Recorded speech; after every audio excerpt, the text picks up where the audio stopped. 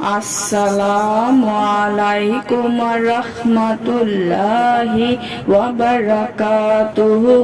সুপ্রিয় সম্মানিত দর্শক শ্রোতা, আশা করি মহান রব্বুল আলামিনের দয়ায় আপনারা সকলেই ভালো আছেন।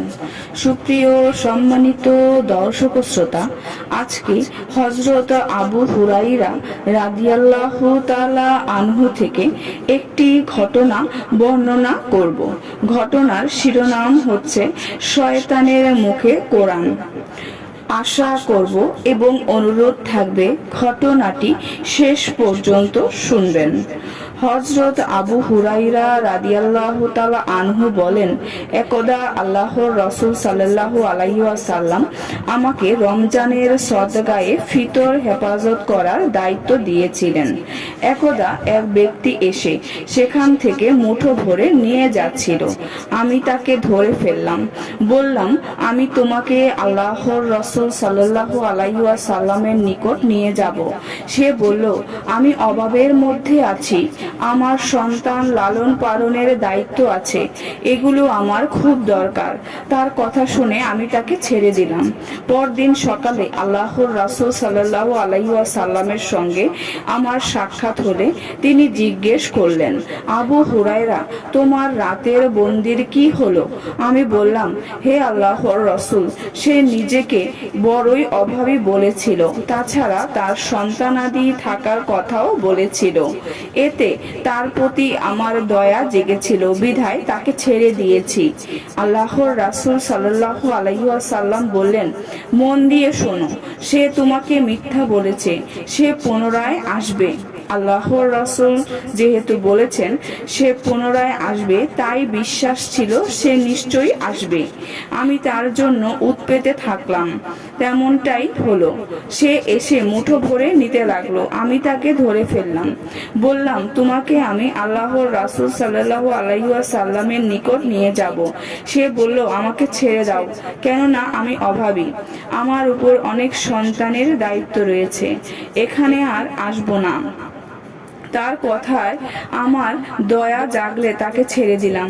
সকালবেলায় আল্লাহর রাসূল সাল্লাল্লাহু আলাইহি ওয়াসাল্লামের দরবারে হাজির হলে তিনি আমাকে বলল, হে আবু হুরায়রা, তোমার বন্দির কি হলো? আমি বললাম, হে আল্লাহর রাসূল, সে খুবই অভাবী, আর সে তার সন্তানাদির কথা বলায় আমি দয়া জেগেছিল আমার, তাই আমি তাকে ছেড়ে দিয়েছি। আল্লাহর রাসূল সাল্লাল্লাহু আলাইহি ওয়াসাল্লাম বললেন, শোনো, সে মিথ্যা বলেছে, সে আবারও আসবে। যেহেতু তিনি বলেছেন সে পুনরায় আসবে, তাই আমি বুঝে গেছি নিশ্চয়ই সে আসবে। তাই আমি তার জন্য উৎপেতে বসে থাকলাম। সে এসে আবারও চুরি করতে লাগলো। আমি তাকে ধরে ফেললাম। বললাম, এবার আমি নিশ্চয়ই তোমাকে আল্লাহর রাসূল সাল্লাল্লাহু আলাইহি ওয়াসাল্লামের নিকট নিয়ে যাব। তুমি দুবার বলেছো আর আসবে না, অথচ এরপরও তুমি এসেছো, আর এটা হলো তৃতীয়বার। সে বলল, আমাকে ছেড়ে দাও, আমি তোমাকে এমন এক কালেমা শিখিয়ে দেব যা দিয়ে আল্লাহ পাক তোমাকে উপকৃত করবেন।